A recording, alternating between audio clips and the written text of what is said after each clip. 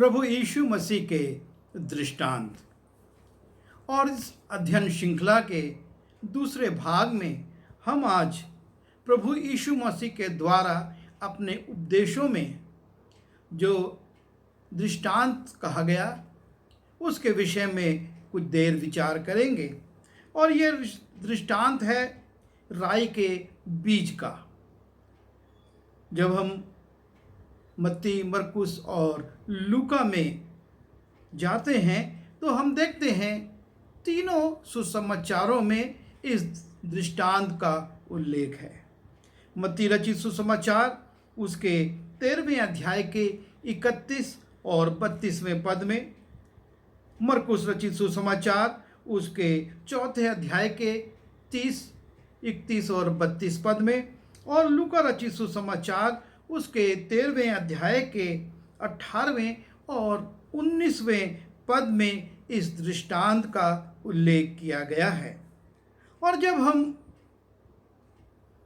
इस दृष्टांत को पढ़ते हैं, मरकुस रचित सुसमाचार उसके 4थे अध्याय के 30वें पद से, इस प्रकार से यीशु मसीह लोगों को शिक्षा दे रहे हैं। फिर उसने कहा, हम परमेश्वर के राज्य की उपमा किससे दें और किस दृष्टांत से उसका वर्णन करें। वो राई के दाने के समान है कि जब भूमि में बोया जाता है तो भूमि के सब बीजों से छोटा होता है, परंतु जब बोया गया तो उगकर सब साग पात से बड़ा हो जाता है और उसकी ऐसी बड़ी डालियां निकलती हैं कि आकाश के पक्षी उसकी छाया में बसेरा कर सकते हैं।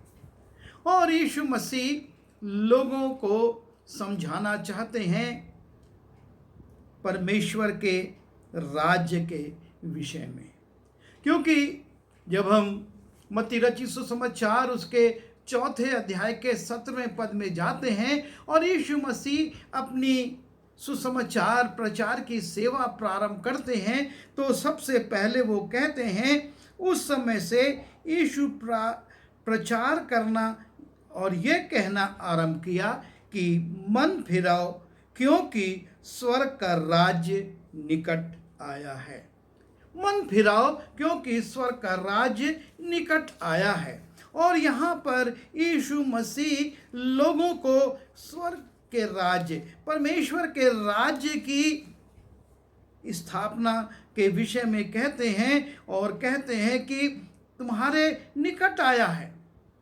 और जब प्रभु यीशु मसीह इस बात को कहते हैं तो लोग ये सोचते हैं, जिस प्रकार से रोमियों का राज्य था, जिस प्रकार से मिस्र का राज्य था, जिस प्रकार से अन्य देशों होते हैं और उसमें कोई राजा होता है और उसका राज्य शासन चलता है, ये परमेश्वर का राज्य भी कुछ इसी प्रकार का राज्य है जो किसी क्षेत्र में स्थापित होगा और वहाँ पर जो रहेगा वो परमेश्वर के राज्य का सदस्य कहलाएगा।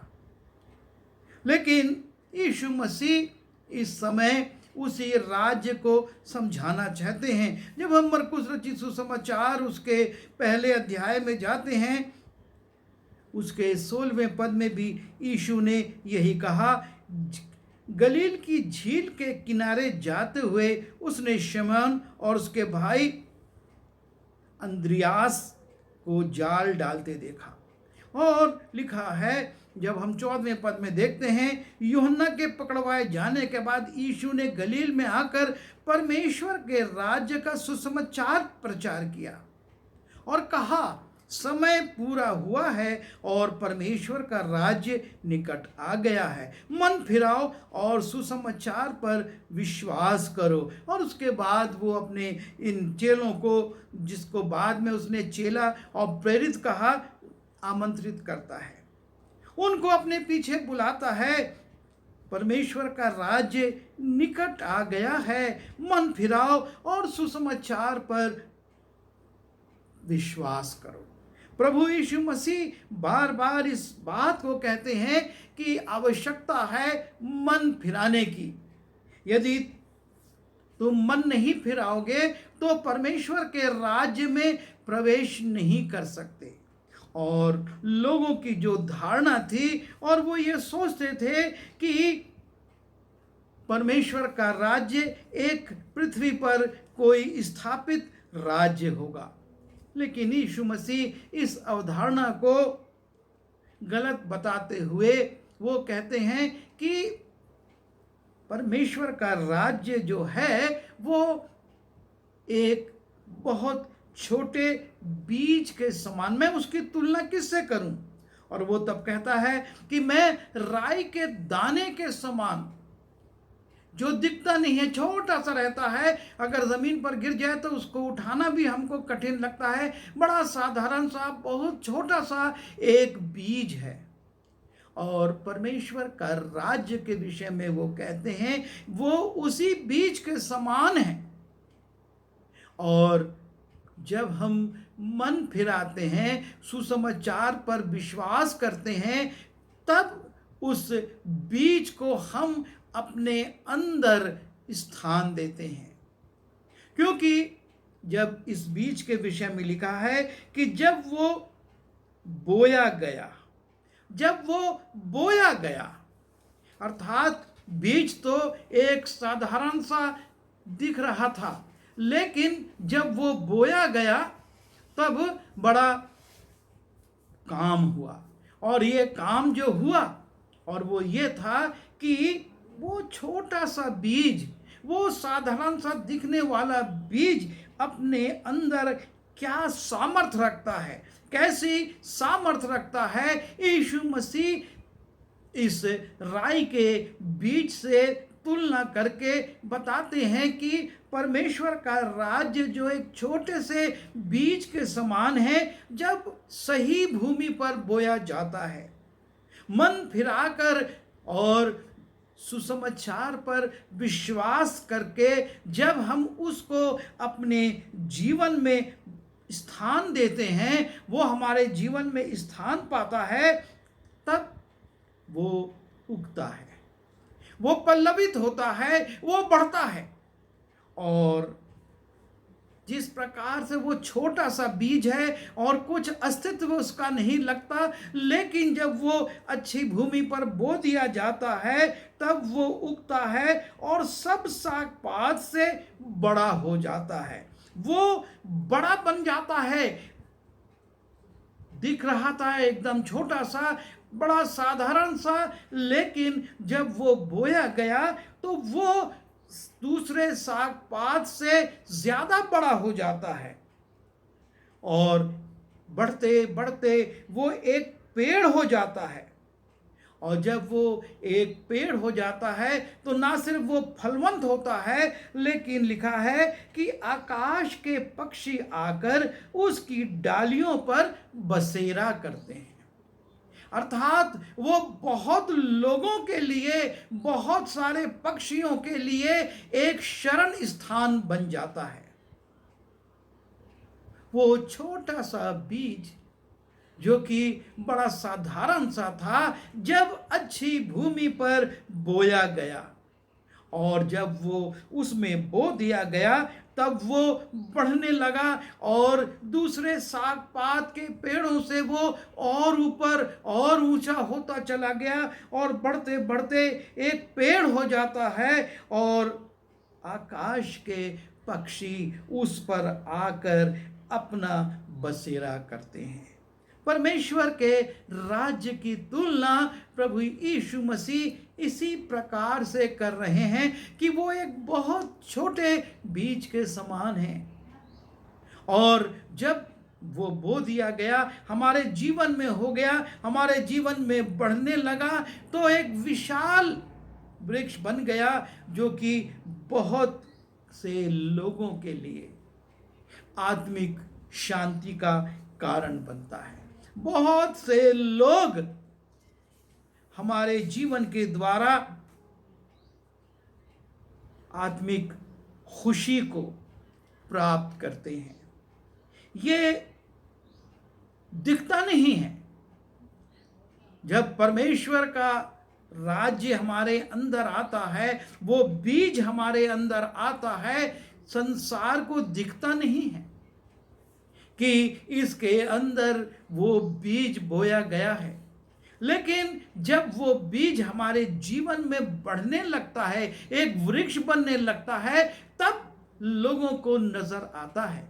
और इसीलिए जब पतरस और यूहन्ना को लोगों ने देखा कि ये साधारण मनुष्य जिनका कोई अस्तित्व नहीं था, जिनका कोई प्रभाव नहीं था समाज में, और समाज के एक उपेक्षित वर्ग में ये रहते थे, मछुआरे का काम करते थे और एक गरीबी में साधारण से जीवन में जीवन व्यतीत कर रहे थे।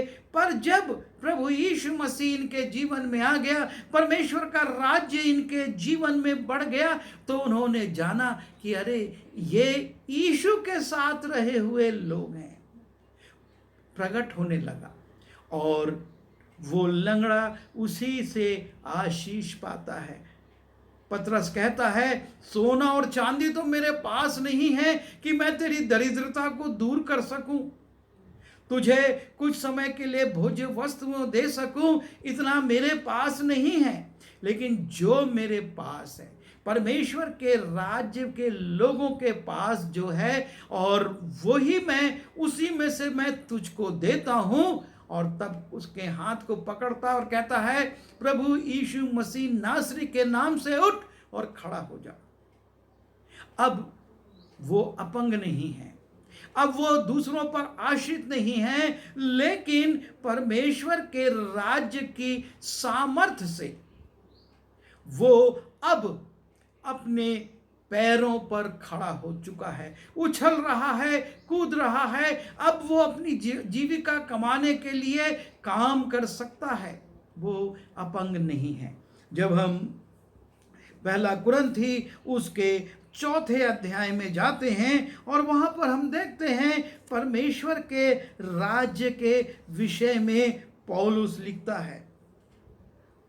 पहला कुरिन्थी उसका 4 अध्याय 20वां पद, क्योंकि परमेश्वर का राज्य बातों में नहीं परंतु सामर्थ्य में है।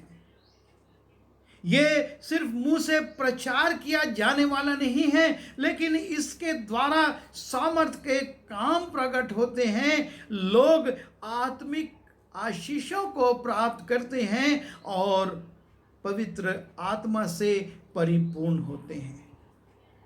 जब पतरस ने प्रचार किया, कर्नेलियस के परिवार में लिखा हुआ है, उसके प्रचार से नहीं, लेकिन उसके प्रचार के बाद जब परमेश्वर की आत्मा कर्नेलियस और उसके परिवार के लोगों में आई, तो लोग चकरा गए।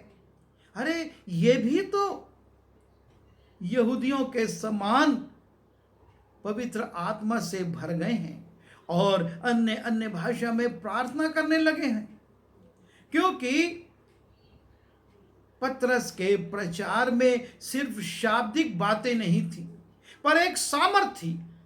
और इसीलिए जब उसने प्रचार किया तो कर्नेलियस, जो कि अन्य जाति था, यहूदी मत का नहीं था, लेकिन यहूदियों का आदर करता था, उनसे डरता था, उनके मंदिर के लिए दान करता था और परमेश्वर से प्रार्थना भी करता था।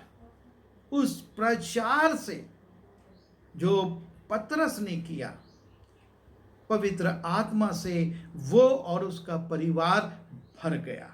ये है परमेश्वर का राज्य, जो बातों में नहीं है, लेकिन जब वो बो दिया जाता है, छोटा सा बीज है, बड़ा साधारण सा, लेकिन जब वो बढ़ने लगता है तो उसकी शाखाएं बहुतों का शरण स्थान बनती हैं। और हमको अपने जीवन पर इसी बात का विचार करना है।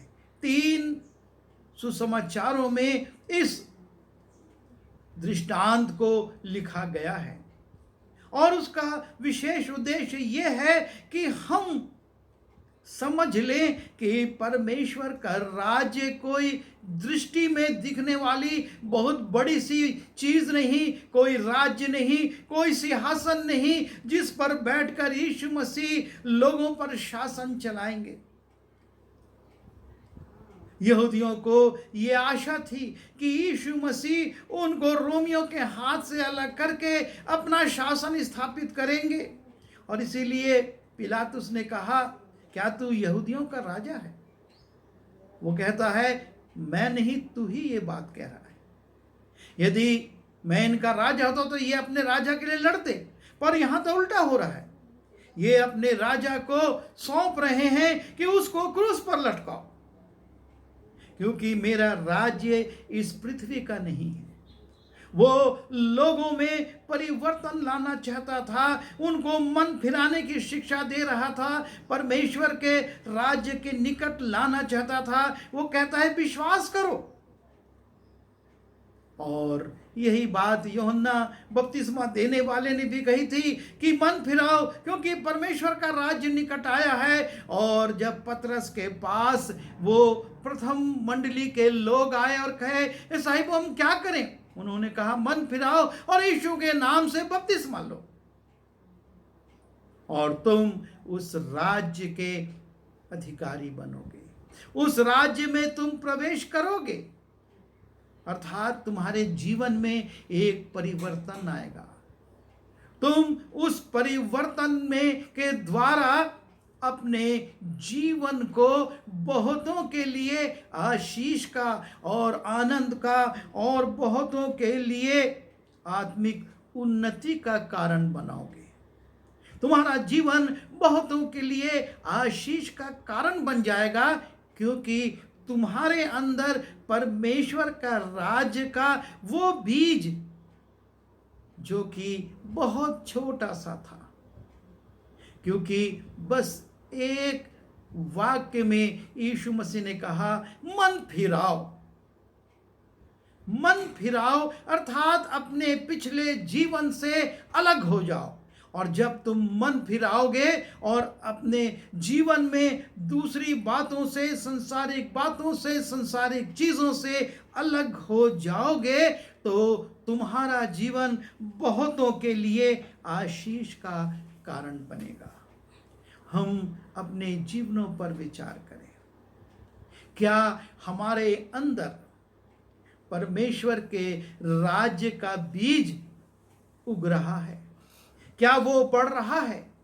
क्या वो उसकी शाखाएं निकल रही हैं ताकि बहुतों को शरण दे सकें? क्योंकि जब परमेश्वर का राज्य उसके शिष्यों के जीवन में आया और वो उसमें बढ़ने लगे, लिखा है पूरे नगर में उन्होंने हलचल मचा दी, पूरे यरूशलेम में हलचल मच गई, क्योंकि वो परमेश्वर के राज्य की बात कर रहे थे। वो कह रहे थे कि मन फिराओ, यीशु मसीह के नाम से बपतिस्मा लो और तुम्हारे जीवन में वो तमाम कमजोरियां, गलतियां, पाप, बुराइयां और संसारिक बातें दूर होंगी। ये छोटा सा बीज हमको अपने अंदर ग्रहण करना है।